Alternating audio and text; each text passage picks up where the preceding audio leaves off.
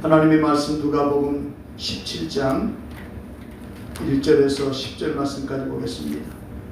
하나님의 말씀 신약성경 누가복음 17장 1절에서 10절 말씀까지입니다.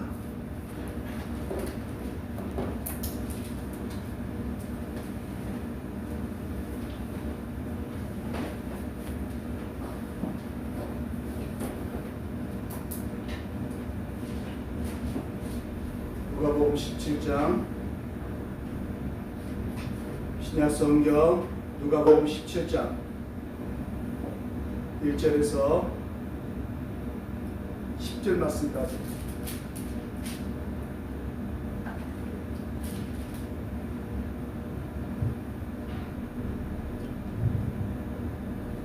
예수께서 제자들에게 이르시되 실족하게 하는 것이 없을 수는 없으나 그렇게 하는 자에게는 화로다. 그가 이 작은 자 중에 하나를 실족하게 할진대 차라리 연자 맷돌이 그 목에 매어 바다에 던져지는 것이 나으리라. 너희는 스스로 조심하라.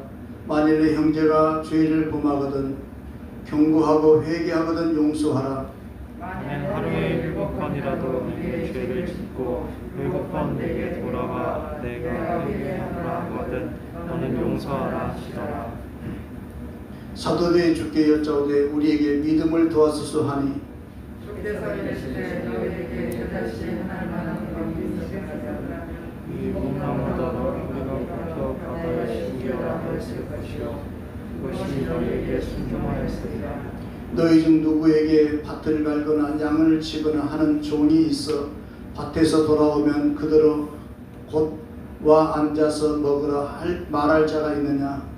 우리가 붙들어 내 먹을 것을 준비하고 이를 띠고 내가 먹고 마시는 동안에 수종들고 너는 그 후에 먹고 마시자 하지 않겠느냐. 명한 대로 하였다고 종에게 감사하겠느냐? 이와 같이 너희도 명령받은 것을 다 행한 후에 이르기를 우리는 무익한 종이라 우리가 하여야 할 일을 한 것뿐이라 할지니라. 아멘. 우리 같이 한번 고백하십시다.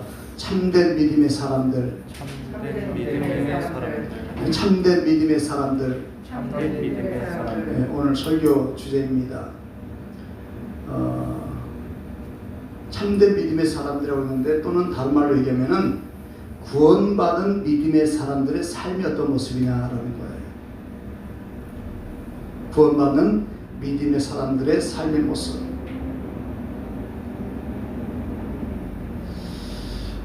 우리가 일반적으로 살아갈 때 세상 사람들이 가장 중요하게 여기는 것들이 몇 가지가 있어요. 그게 때로는 사업 성공, 또 자녀들의 취업하는 것, 그리고 아팠던 몸이 건강해지는 것, 건강하게 사는 것. 그 다음에 갑자기 로또 복권을 받았든지 아니면 주식이 갑자기 증가되든지 어렵사리 집 하나를 샀는데 갑자기 그냥 2배로 올랐어요. 기쁜 일이겠죠? 네. 맞아요. 일반적으로 그게 기쁠 거예요. 그런데 신앙의 사람들이 진짜 기뻐할 것이 있어요. 중요하게 여기할 것이 있어요. 그게 뭘까요? 가장 중요하게 여길 것. 그렇습니다. 내 영혼이 구원받는 것입니다. 그래서 성경에서는 너의 이름이 하늘나라의 생명책에 기록된 걸 인하여 기뻐하라 했어요. 어찌 보면은 우리가 사는 세상은 잠시 살다 가는 거예요. 그래서 세월이 유수 같다라고 한다든지 세월이 화살처럼 빨리 지나간다. 그런데 그런 얘기들을 10대, 20대 때는 느껴지지 않았어요. 30대에서도 잘 안 느껴졌어요. 50대에서도 잘 안 느껴졌어요. 근데 60이 지나면서 보니까 그 말이 점점 실감나기 시작했어요. 가만히 저와 이런 과거를 돌아보면 지금 우리 20대 청년들도 20년이라는 세월이 흘러갔잖아요. 근데 그 시간이 금방 지나가 버렸어요. 어느새 눈 깜짝할 사이에 20살이 넘어 있는 거예요.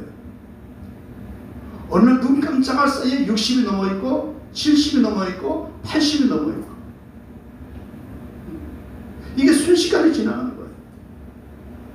그런데 성경에서는 한 번 죽은 것은 사람에게 정하여진 것이요 그 후에는 심판이 있느니라. 이 땅의 모든 사람들이 한 번은 살다 언젠가는 간단 죽는다는 거예요. 죽으면 그대로 끝나는 것이 아니라 뭐가 있다고요? 심판이 있다는 거예요. 그래서 하나님께서 성경에서 계속해서 말씀하신 우리 죄의 문제를 해결한 사람, 예수 그리스도를 영접하고 구원받고 그 죄의 사함을 받은 사람들은 천국에 가는 것이고, 그러지 못한 사람들, 죄의 문제를 해결하지 않고 죄악된 세상 속에 살다가 가는 사람들은 성경에서 말한 지옥에 갈 수밖에 없어요.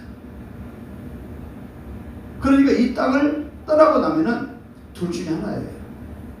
지옥이냐 천국이냐. 자, 그런데 하나님은 저와 여러분이 하나님의 은혜를 잊기를 바라시고 하나님의 복을 받기를 바라시고 오늘 저와 여러분이 구원받기를 바라시는 거예요. 구원받기를 바라시는 거예요. 자라고 한다면은 이 구원이 우리에게 이렇게 중요한 것인데, 그러면 진정으로 구원받는 사람의 삶의 모습은 어떤 모습인가 라고 생각하면서 오늘 저와 여러분의 내 구원이 어디까지 와 있냐, 내 구원이 이루어졌느냐, 아니면 약간 미치지 못했느냐, 아니면 첫 발도 내딛지 못했느냐 한번 생각해 볼 필요가 있어요. 왜냐하면 교회 안에는 양과 염소가 함께 존재한다고 그랬어요. 알곡과 가라지가 함께 존재한다는 거예요. 그렇기 때문에 그냥 교회에 나왔기 때문에 또 오래 신앙생활 하다가 공부해서 목사가 되고 장로님이 되시고 권사님 되시고 집사님 되셔서 직분을 가지고 있으니까 내가 구원받았다 라고 하는 것은 성경에 없어요.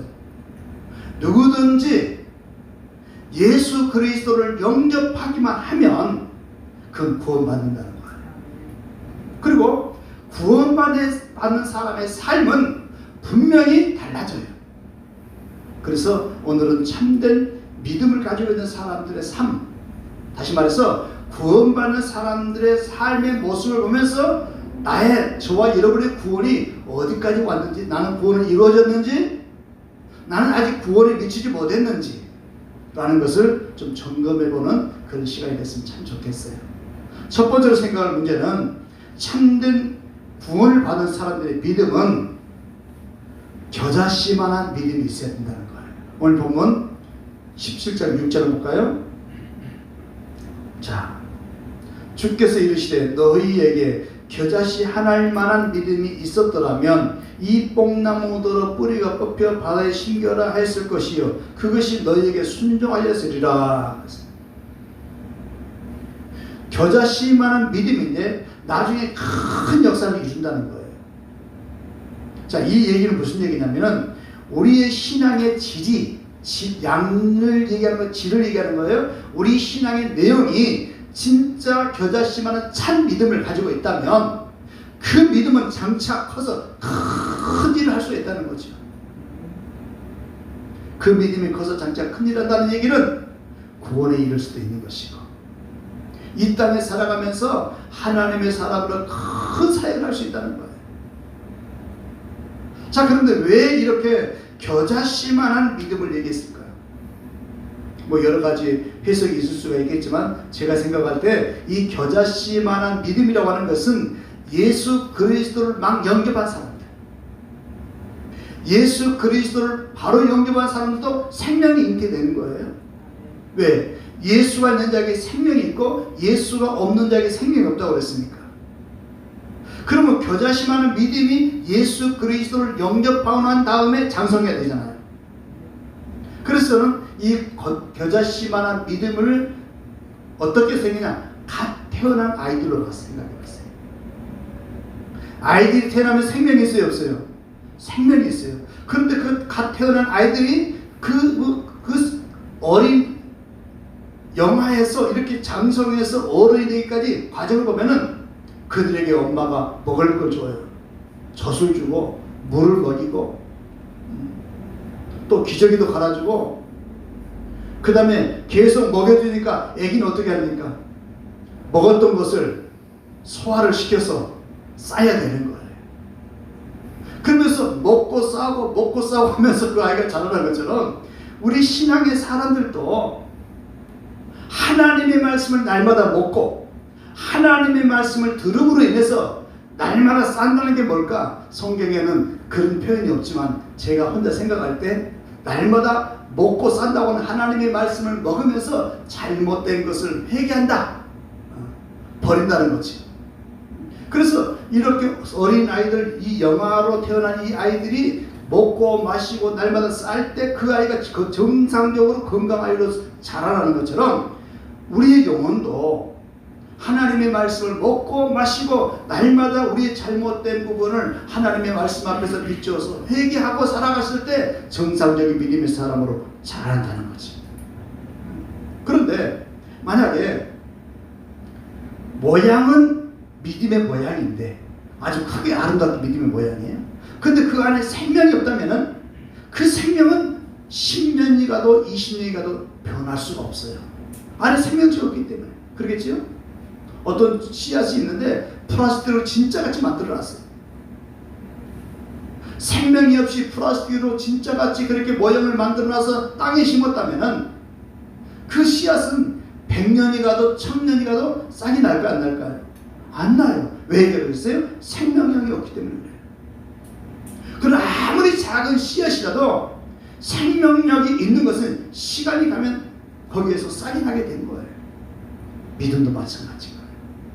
예수 그리스도를 영접한 그 새 생명을 가지고 있는 사람은 시간이 갈수록 어째 더딜 수는 있을지 모르겠지만 자란다는 것을 여러분 기억하셔야 돼요. 그래서 오늘 저와 여러분은 어떤 믿음이 필요해요? 나에게 겨자씨만한 믿음이 필요하다는 거예요. 그 겨자씨만한 믿음이 뭐라고요? 예수 그리스도를 영접한 믿음. 두 번째로 구원받은 사람의 믿음은 성도들은 항상 온유하고 겸손하지만 죄와 불의에 대해서 타협하면 안 된다는 거예요. 오늘 보면 3절과 4절 보십시다. 3절과 4절. 너희는 스스로 조심하라. 만일 내 형제가 죄를 범하거든 경고하고 회개하거든 용서하라. 하루에 7번이라도 내게 죄를 짓고 7번 내게 돌아와 내가 회개하노라 하거든 너는 용서하라 하십니다. 자, 형제가 죄를 범하였거든 뭐 하라고요? 경고하라는 거예요. 뭐 하라고요? 경고하라는 거예요. 마태복음 18장 15절에 보면 이렇게 말씀하셨어요. 네 형제가 죄를 지으면 가서 그 사람만 있을 때, 사람들 공개적으로 얘기하지 말고 그 사람만 있을 때 그를 깨우쳐줘라. 깨우쳐주는 얘기는 뭐예요? 네가 지금 하는 것은 잘못된 행동을 하고 있어. 네가 지금 생각하고 있는 건 잘못된 생각을 하고 있어. 라는 것을 깨우쳐주라는 거예요. 그리하면 그 다음 얘기 보니까 그가 네 말을 들으면 네 형제를 얻을 것이요. 다시 말해서 네 형제를 구원받게 한다 그 말이지. 그래서 하나님의 사람들은 내 형제가 죄 가운데 있으면 그 형제를 끄집어내려고 하는 마음이 생긴다는 거지. 지금 우리가 예수 믿기 전에는 죄로 생각지 않았던 것이 있었어요. 아, 세상은 다 그래. 그런데 예수를 믿고 나니까 하나하나 이것이 죄라는 것이 깨달아진 것이 있어요. 왜냐하면 예수 그리스도는 빛이에요. 하나님은 빛이세요. 그래서 어둠 속에 있을 때 나를 보지 못하기 때문에 죄를 느끼지 않았는데 빛 가운데로 와서 나를 보니까 옛날에 안 보였던 것이 보이기 시작하는 거예요. 그래서 그 죄의 문제가 나에게 그 죄라는 것이 이렇게 무서운 거구나. 언젠가는 그 죄값이 있다는 것을 알게 되고, 그렇기 때문에 내가 먼저 경험을 해봤기 때문에 내 형제가 죄 가운데 거하게 되면은 그 사람을 그 죄에서 벗어나게 할 수 해야 한다는 거지.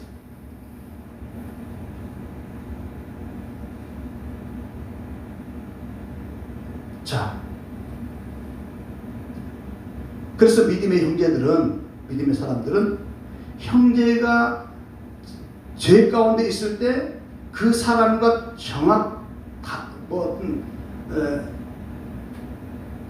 대충 그냥 불의와 타협해 주면서 같이 그냥 하도록 방치하지 말라는 거예요. 방관하지 말라는 거예요. 박윤선 목사님의 주석을 보니까 불의한 형제와 죄를 방치하고 타협하는 것은, 놔두는 사람의 죄가 더 크다는 거예요. 왜 그러겠어요? 옛날에 몰랐을 때는 그렇게 죄의 문제가 크다는 걸 인식을 못했는데, 내가 먼저 구원받고 죄가 이렇게 무섭다는 걸 알고 나니까 그 형제가 그 죄 때문에 망하는 길로 걸어가는데, 이걸 방치한다는 것 자체가 무서운 죄라는 거죠. 이해가 되십니까? 그러니까 우리는 믿음의 사람들이라고 하는 것은 항상 죄에 대해서 예민할 수 있어야 돼요. 그 다음에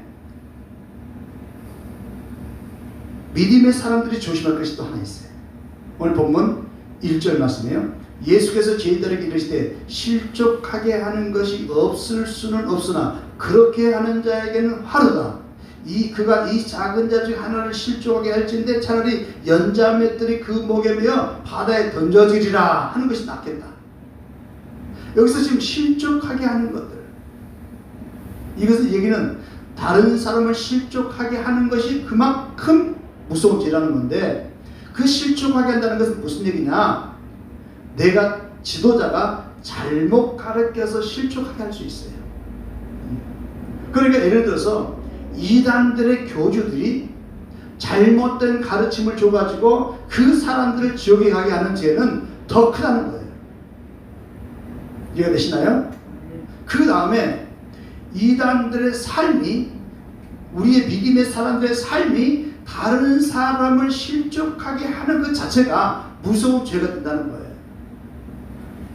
그래서 우리는 뭐든지 할 수 있는 자유가 있지만, 내가 그 잘못된 행동을 함으로써 나를 바라보는 그 사람을 실족하게 하면 안 된다는 거지. 이해가 되시나요? 그리고 어떤 악의적으로 욕심을 부리다가 실족하게 할 수도 있어요. 악의적으로 다른 사람을 실족하게 할 수도 있어요. 넘어지게 수 있어요. 이것도 하나님 앞에 큰 죄라는 거예요. 그래서 구원받은 사람들이, 참 믿음을 가지고 있는 사람들이 세 가지를 이렇게 말씀드렸어요, 먼저. 근데 가만히 생각해 보니까 이것은 조금 소극적인 거예요. 제자심한 믿음을 가져야 되고, 상대의 불의한, 형제의 불의한 것을 용납하지 말고 지적을 해서 거기서 빠져나오도록 하고, 그 다음에 남들을 실족하지 않아야 된다. 이 세 가지는 어떻게 보면 좀 소극적인 문제예요. 나머지 세 가지가 믿음의 사람들이 꼭 해야 될 세 가지가 있어요. 이것은 굉장히 무겁고 적극적인 거예요. 그게 뭐냐? 제자의 삶을 살라는 거예요. 구원받은 사람은 어떤 삶을 살라고요? 제자의 삶을 살라는 거예요. 자, 오늘 보면 누가복음 14장, 우리가 지난날에 큐티를 하셨지만 14장 26절 보십시다. 14장 26절.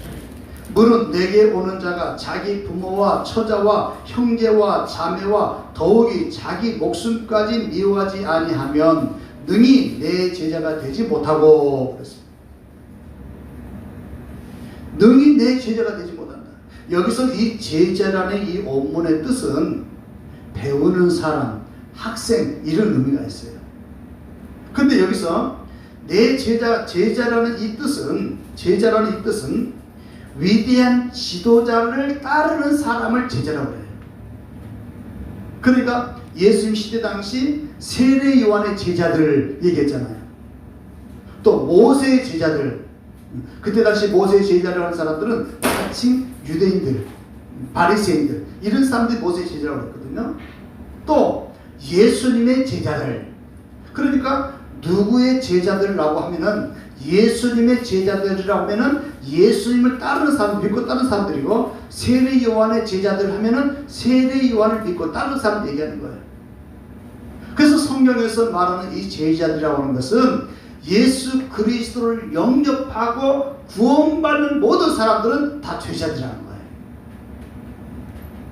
특별히 제자 훈련 공부만 한 사람이 제자가 아니라 예수 그리스도를 영접한 모든 성도들은 다 누구라고요? 제자라는 거예요. 그래서 그런 제자로서의 삶을 살아야 된다는 거지. 근데 제자로서의 삶의 첫째가 뭐였냐? 오늘 보면 26절, 누가복음 14장 26절에 뭐라고요? 무릇 내게 오는 자가 자기 부모와 처자와 형제와 자매와 더욱이 자기 목숨까지 미워하지 아니하면 능히 내 제자가 되지 못한다 그랬어요. 여기서 이 말씀의 뜻은 예수를 믿고 나면은, 여기서 잘 이해를 하셔야 돼요. 가정과 분리가 된다는 것이 아니에요. 가정과 분리가 된다는 것이 아니에요. 예수님의 제자가 되기 위해서는, 제자가 된다는 것은 나를 구원해 주신 예수님을 가장 먼저 사랑하고 가장 먼저 우선시하는 거예요.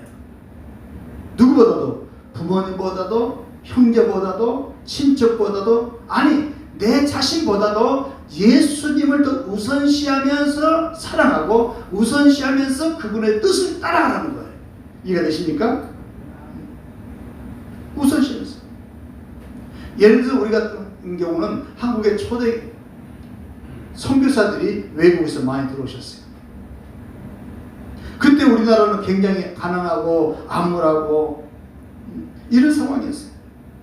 그런데 우리나라에 그런 소식을 전해들은 외국의 선교사들이 그 가난하고 그 병들고 암울하고 그 억압받는 그 사람들을 위해서 자기 친척 부모를 떠나서 우리 땅으로 오는 거예요.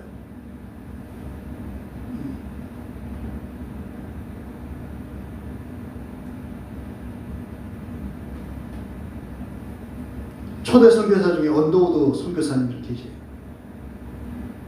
그 선교사님이 영국의 런던에서 태어나셨어요. 근데 13세 때 미국으로 이민을 가세요. 미국으로 이민을 가가지고 거기서 공부하면서 뉴욕 대학을 나와요. 근데 대학 공부를 하는 과정 속에 우연히 선교 지망생들의 신학교에서 선교사들에 대한 얘기를 들어요. 이 교회 안에 선교사들이 있기 때문에. 근데 그분들의 그 선교사들의 삶이 너무나 동경이 되는 거예요. 그래서 그가 뉴욕 대학을 마치고 신학교를 다시 가요. 그래서 프리스턴 신학을 다시 가가지고 거기서 마음속에 이 언더우드 선교사가 젊었을 때 내가 선교를 하겠다. 그러면서 어디로 선교를 갈까 하고 라고 생각하다가 이 언더우드 선교사가 인도로 가겠다고 생각을 해요. 그래서 인도어 공부를 해요. 근데 우연치 않게 그 선교사들 신학생들이 모여있은 그곳에 대한민국 조선 땅의 소식이 들려와요. 백성들은 1300명 정도밖에 안 되지만 그들은 전혀 복음을 모르는 사람들이다. 그리고 가난하고 굶주리고 병에 허덕이고 여러 가지 학대를 많이 받고 있다. 그러면서 여기에 누가 갈 사람이 없느냐 라고 이제 신학교 학장이 얘기하는 거예요. 누가 그 조선 땅에 선교사를 갈 사람 지망생이 있느냐 라고 했을 때 그 학생들 중에서 아무도 손을 안 들었대요. 이 언더우드 선교사님은 한국에 올려오는 것이 아니라 인도 땅을 가려고 했던 거예요. 나 아니어도 가겠지 라고 이렇게 했는데 어느 날 기도하는 가운데 이 언더우드 선교사님의 마음속에 이런 생각이 들더래요. 너는 왜 거기 가면 안 돼? 너는 왜 그 못 가? 라는 생각이 들더라고요. 그래서 언더우드 선교사님이 한국을 내가 가야겠다. 이렇게 결심을 했대. 그때 당시 이 언더우드 선교사님에게는 신학교를 졸업하고 나니까 뉴욕의 한 교회에서 청빙이 왔어요. 담임 목사 청빙이 왔어요. 우리가 잘 아는 것처럼 어느 교회 청빙이 가가지고 안정된 교회에서 하게 되면 생활이 얼마나 안정이 되겠어요. 그런데 이 언더우드 선교사님은 그런 생활의 안정적인 걸 포기하고 미국에서 한국까지 오는 가운데 수개월 동안 배를 타고 죽음의 고비를 넘기면서 한국 땅에 와가지고 가난하고 병든 사람들을 위해서 학대받은 사람을 위해서 자기 전생을 바치겠다 라고 한국에 돌아왔던 거예요. 그 외에 아펜데르 선교사 같은 경우도 결혼을 해가지고 신혼인데 이제 부인이 임신을 했어요. 그런 상황 속에서 한국 땅에 와가지고 자기 전생을 바치다가 젊은 나이 세상을 떠나게 됐었어요. 그러니까 무슨 얘기냐면은 예수 그리스도를 영접한 사람들은 예수님을 가장 우선시하고 예수님의 뜻을 가장 먼저 한다는 거예요. 그렇기 때문에 저 세상 사람들 볼 때는 미련하게 보이는 거예요. 아니 왜 저 좋은 편안한 길을 놔두고 저 사서 고생하려고 그래? 맞아요. 세상 사람들이 볼 때 믿음의 사람들의 삶은 사서 고생하는 것처럼 보일 수 있어요. 그러나 그 좁은 길을 걸어가는 과정 속에는 세상에서 느끼지 못하는 차원이 다른 기쁨과 즐거움이 있어요. 뿌듯함이 있어요. 바로 이렇게 예수 그리스도를 영접하고 구원받은 사람은 우선순위가 바뀌는 거예요. 옛날에는 내가 우선이었어요? 내 가족이 우선이었어요? 내 친척이 우선이었어요? 그런데 예수 그리스도를 영접하고 나니까 예수님이 우선시되고 예수님의 뜻이 우선시되는 그런 삶으로 바뀌게 된다는 것을 여러분 기억하시기 바랍니다. 자, 두 번째로 그러면 도대체 또 제자의 삶이라는 게 뭐냐? 제자의 삶이 뭐냐? 누가복음 14장 27절도 보실까요? 27절 누가복음 14장 27절 누구든지 자기 십자가를 지고 나를 따르지 않는 자도 능히 내 제자가 되지 못하리라. 그러니까 예수님의 제자가 되기 위해서는 누구든지 자기 십자가를 지고 따르라고 말해요. 옛날 성경에는 자기를 부인하고 자기 십자가를 지라고 했어요. 그러니까 구원받는 성도들의 삶은 자기를 부인하고 자기 십자가를 지라는 얘기는 자기를 부인한다는 얘기는 뭐냐? 자기 육신적인 계획, 육신적인 생각을 포기하는 거예요. 육신적인 인맥, 육신적인 어떤 걸 가지고 있는 것, 그것을 포기하고 자기 십자가를 지고 따른다는 거예요. 옛날에 그랬어요. 자기 십자가 그러니까 어떤 교인들이 그런 얘기 했어요. 날마다 술 먹고 속썩이는 남편이 있었는데 저 인간이 내 십자가다. 또 속썩이는 아들이 있으면 저 애가 내 십자가다. 이렇게 한 얘기를 들어본 적이 있는데 그건 십자가가 아닌 거예요. 하나님이 내게 맡겨놓은 십자가는 뭐냐? 하나님이 나를 통해서 하고 싶어하는 것이 십자가인 거예요. 하나님이 나를 통해서 하고 싶어하는 그 일을 하면서 주님을 따라가는 거예요. 그래서 우리가 신앙적인 용어로 쓰면은 하나님이 내게 맡겨놓은 사명을 감당하면서 오라는 거예요. 좀 더 쉽게 설명해 드리면은 하나님이 나에게 맡겨놓은 달란트를 하나님이 나에게 맡긴 달란트가 뭘까요? 내게 맡긴 달란트가 나의 건강이 될 수도 있어요. 지식이 될 수도 있어요. 경험이 될 수도 있어요. 나의 인맥이 될 수도 있어요. 내가 가진 물질이 될 수 있어요. 이런 모든 것들을 하나님의 뜻을 따라서 사용하라는 거예요. 그 하나님의 뜻을 따라 사용하는 게 뭘까요? 나의 도움이 필요한 그들에게, 내 믿음의 형제들에게 도움을 주라는 거예요. 먹을 것이 필요한 자에게 먹을 것 갖다 주고, 지극히 작은 자에게 도움을 주고 살아오라는 거예요. 예수님을 따라오라는 거예요. 이게 자기 십자가를 지고 따르는 거예요. 그러니까 구원받은 사람은 자연스럽게 마음속의 생각이 예수님이 그런 삶을 사셨기 때문에 나도 그렇게 살아야 한다는 생각을 가지게 되는 거예요. 사랑하는 성도 여러분, 우리 그동안의 한국교회는 예수 믿으면 구원받는다 라고 하는 얘기만을 강조하다 보니까 생활에서 신앙이 별로 없었어요. 얼마 전에 제가 아는 선교사님과 통화를 하면서 그분한테 제가 옛날에 오래전에 그런 얘기를 한 적이 있었어요. 아무래도 내가 보기에는 참 우리 한국교회 신앙생활하는 게 약간 이원화된 것 같다, 분리가 된 것 같다. 예수 믿는 것하고 생활은 똑같은 것인데, 그러니까 구원받는 사람이 분명한 삶이 있는데 그 삶을 강조하지 않고 예수 믿기면 구원받는다 생각하니까 성도들이 카톨릭 같은 경우는 행함으로 구원받는다는 것 때문에 막 어떤 실천적인 생활을 행동을 많이 선한 일을 많이 하지만 우리 기독교인들은, 우리 한국 교인들은 선한 일을 그렇게 많이 열심히 노력하지 않는 이유가 우리가 구원론을 잘못 가르쳐서 그런 거 아닌가 이렇게 생각이 든다 했더니 제가 했던 얘기 똑같이 얘기하면서 한국교회는 그것이 문제라고 이렇게 얘기하더라고요. 여기서 우리 한 가지 기억할 것은 우리가 무엇을 행함으로 구원받는 건 절대 아니에요. 우리의 구원은 오직 믿음으로 받아요. 그러나 믿음으로 구원받는 사람의 삶이 있어요. 그걸 가르쳐줘야 되는데 그걸 좀 우리가 소홀했던 거지요. 구원받는 사람의 삶이 뭐라고요? 하나님이 내게 맡겨놓은 달란트를 내 믿음의 형제들 중에서 나의 도움이 필요한 자에게 도움을 주고 살라는 거예요. 그래서 우리 믿음의 사람들은 다른 말로 얘기하면은 청지기라고 얘기하게 돼요. 그래서 세 번째로 제자가 되기 위해서는 누가복음 14장 33절을 보세요. 자, 14장 33절. 이와 같이 너희 중에 누구든지 자기의 모든 소유를 버리지 아니하면 능히 내 제자가 되지 못하리라. 그랬어요. 다시 한번 큰 소리 읽어봐요.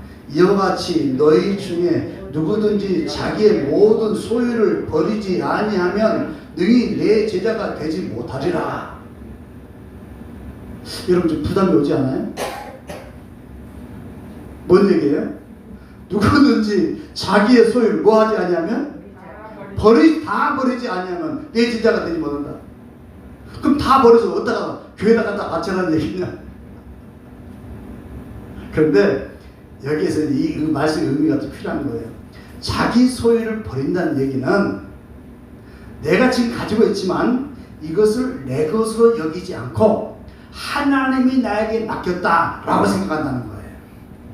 이해가 되십니까? 우리의 건강한 몸뚱이도 내 것 같으면 내 마음대로 하는 거예요. 그러나 예수 그리스도를 영접한 사람, 우리의 몸 자체도 내 것이 아니라 하나님이 나에게 건강을 맡겨놓은 거예요. 그래서 이 몸으로 못된 짓 하면 안 된다는 것이고, 그 다음에 우리가 가지고 있는 물질, 우리가 가지고 있는 재능, 우리가 가진 모든 것들은 하나님이 내게 맡겨놓은 거예요. 뭐 하라고요? 주인의 뜻을 따라서 쓰라고. 내 것이 아니에요. 하나님이 맡겨놨어요. 여러분의 건강도 누가 맡겨놨다고요? 그렇습니다. 하나님이 맡겨놨어요. 여러분이 가지고 있는 재능도 누가 맡겨놨다고요? 하나님이 맡겨놨어요. 우리가 가지고 있는 물질도 누가 맡겨놨다고요? 하나님이 맡겨놨어요. 우리가 가지고 있는 모든 것을 하나님이 맡겨놓고 난 다음에 그 주인의 뜻을 따라서 그걸 사용하라는 거예요. 이해가 되십니까?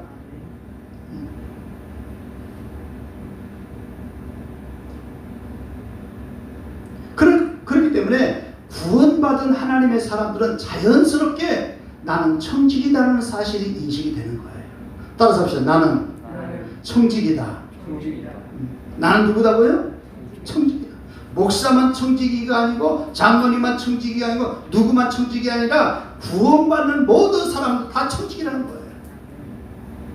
누가복음 12장 42절에서 44절까지 보니까 청지기가 있는데 어떤 청지기냐면 지혜롭고 진실한 청지기 되라는 거예요.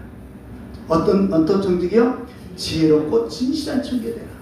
그래서 주인의 뜻을 따라서 주인이 맡겨놓은 걸 잘 좀 써라. 쓰라 할 때 써라.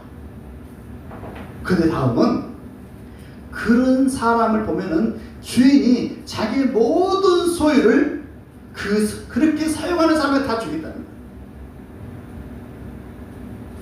여러분 여기서 꼭 기억할 것은 하나님의 뜻을 따라서 우리의 것을 사용하라는 것은 하나님이 우리의 것을 가져가기 위해서 한 것이 아니라 하나님이 저와 여러분에게 그 일을 더 크게 하도록 더 큰 일을 하도록 하나님이 주시겠다는 거예요. 그래서 어떤 성경 보니까 움켜쥐어도 가난하게 될 뿐만 있는 것이 아니라 하나님께 계속 하나님을 위해서 그냥 내보내고 돈을 쓰는데도 더 부하게 되는 경우가 있다. 이것을 성경에 말씀하고 있습니다. 그렇습니다. 오늘 저와 여러분은 지혜롭고 진실한 청지기가 됩시다. 지혜롭고 진실한 청지기. 자기의 모든 소유를 버리고 따르라. 자기 모든 소유를 버리고 따르라. 또 자기 부모와 친척 형제를 나보다 더 사랑하지 말라. 사랑하지 말라. 그 다음에 자기를 부인하고 자기 십자가를 따르라. 그런데 마지막 여기서 중요한 것이 하나 있어요. 오늘 본문 17장 누가복음 17장 10절을 보세요.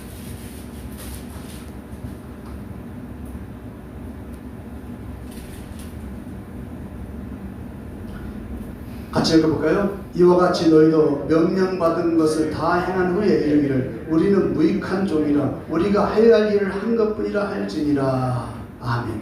지금 이 전반부에 보면 무슨 얘기가 있었어요? 종이 들여다가서 일을 하고 왔어요. 일을 하고 왔으면은 지 먹을 거 먼저 챙겨주는, 먹어서 먹는 것이 아니라 주인을 먼저 챙겨드리고 주인이 먹고 난 다음에 그 종을 먹어야 한다는 거예요.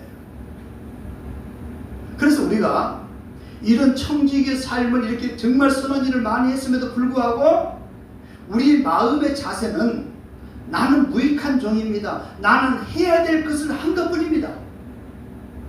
남보다 나도 이런 좋은 일을 했습니다. 뭐 이런 생각하지 말라는 거예요. 이해가 되시나요? 네. 왜?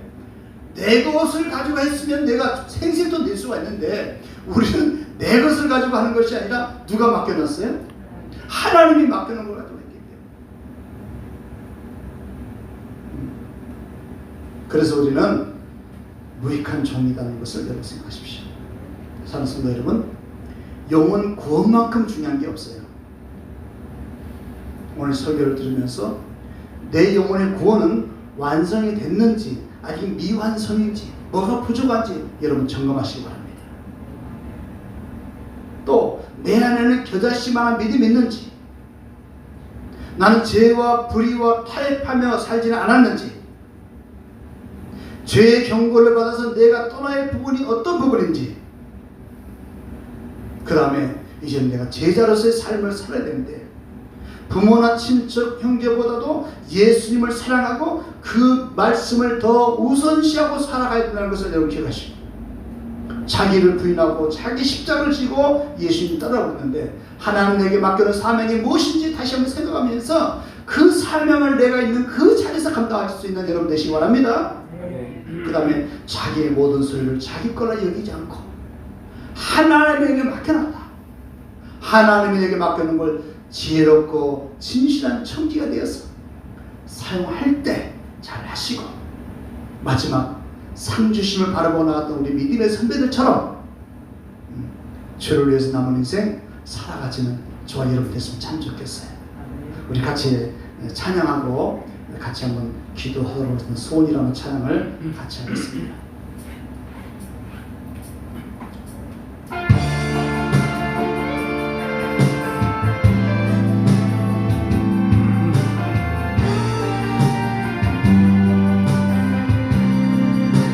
삶의 작은 일에도 삶의 작은 일 그 마음을 알기 원하네. 그 마음을 알기 그 길 그 좁은 길로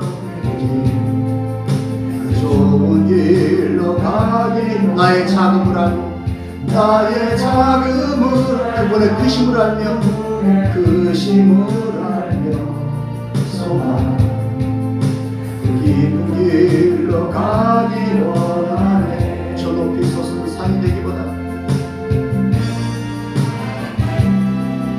저 높이 솟은 산이 되기, 여기 오른틱한 동산이 되기, 여기 오른틱한 동산이 되기, 내가 가는 길만 비추기보다 내가 가는 길만 비추기보다 누군가의 길을 비춰준다면, 누군가의 길을 비춰준다면, 내가 노래하듯이,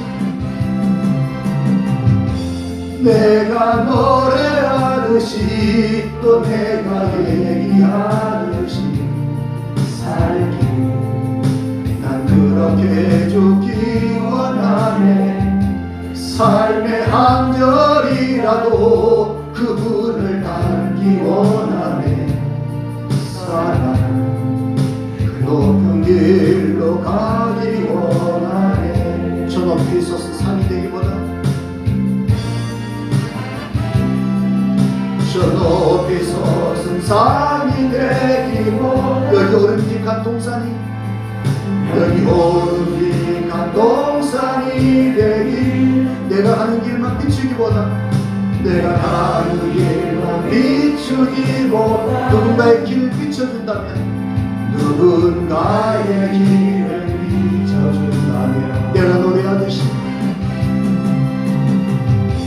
내가 노래하듯이 또 내가 얘기하듯이 살기, 난 그렇게 죽기 원하네. 삶의 한 절이라도 그분을 닮기 원하네. 사랑 그 좁은 길로 가기 원하네. 그 깊은 길로 가기 원하네. 그 깊은 길로 가기 원하네. 그 높은 길로 가기 원하네. 그 높은 길로 가기 원하네.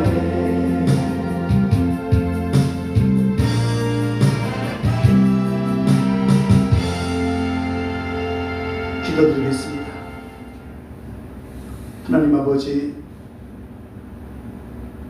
우리 모두가 주님 원하시는 구원을 받기 원해서, 구원을 이루기 원해서 오늘 이 말씀을 주신 줄로 믿습니다.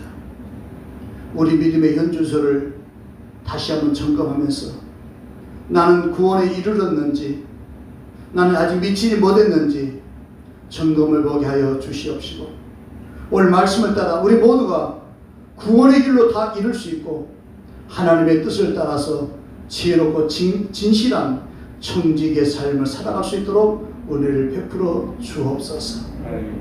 힘들고 어려운 이웃을 향해서 그들을 위해서 섬기며 살려고 우리에게 건강을 주신 것 감사합니다.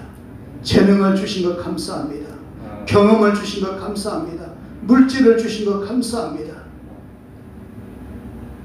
하나님의 맡겨놓은 걸 내 것으로 여기지 않고 하나님의 것인 것을 고백하며 인식하며 주의 뜻을 따라서 잘 사용할 수 있는 우리 모두가 되게 하옵소서. 예수님 이름으로 기도 올리옵나이다. 아멘. 할렐루야. 때로는 이 구원이라는 이런 부분이 성경에서 또 달콤하고 우리에게 이루어야 되는 말씀도 있지만, 오늘 같은 말씀은 좀 부담도 되기도 하고 그러잖아요. 그러나 좀 부담이 된다 할지라도 이 말씀이 우리에게 하나님 구원의 축복을 주시고 또 이 땅에 살아가면서 행복의 축복과 또 넉넉함의 축복을 주시기 위해서 이 말씀을 주신 줄 믿습니다. 이 말씀 따라 다 살아가는 저 여러분 됐으면 참 좋겠어요.